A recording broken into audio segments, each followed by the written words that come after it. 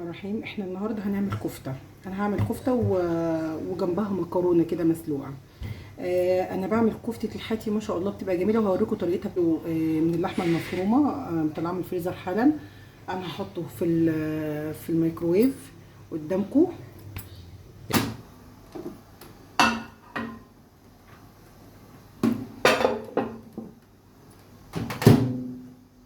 وهظبطه على سلك التبريد.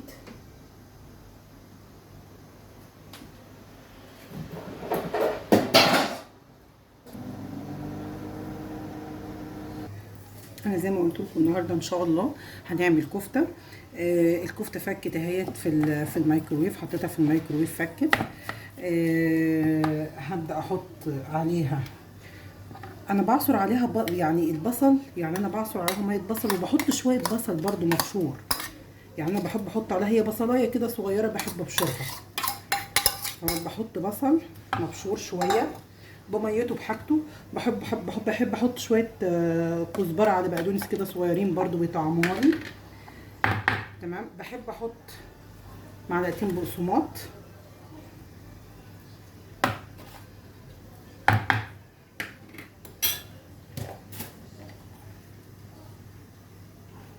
ادي كمون على كزبره، معلقه ملح برده كده،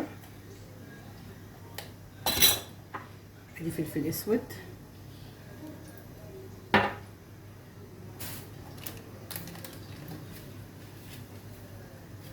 دي توابل لحمه اللي بحب احطها على الكفته.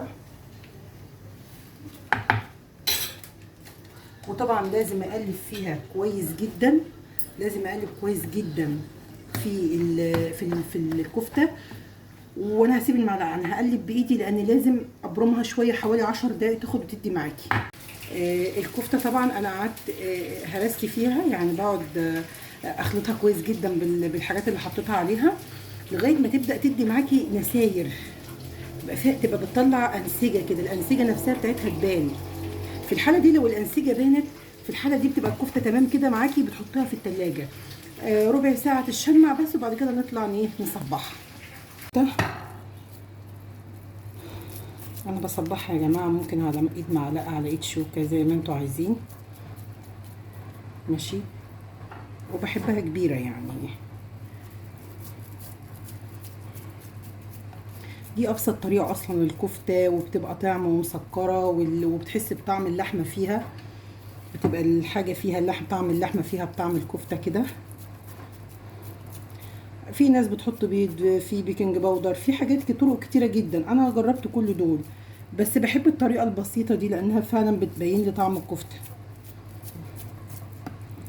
هنخلص جدا. انا جربت كل دول، بس بحب الطريقه البسيطه دي لانها فعلا بتبين لي طعم الكفته. هنخلص الكميه كلها. الكفته بعد ما طلعتها انا صبعتها وحطيتها في الفرن بحته زبده. انا بحط معاها حته زبده بصراحه بتخليها تحفه، وطلعت ما شاء الله زي ما انتم شايفين قدامكم، ما شاء الله جميله. وبصوا على الكفته عامله ازاي. يعني انا عايزه اقول لكم، بصوا الطراوه اللي فيها، طراوه والله، ريحتها تحفه وطراوه وحاجه كده. طعم اللحمه فيها، طعم اللحم البلدي فيها جميله. وبألف هنا وشفا.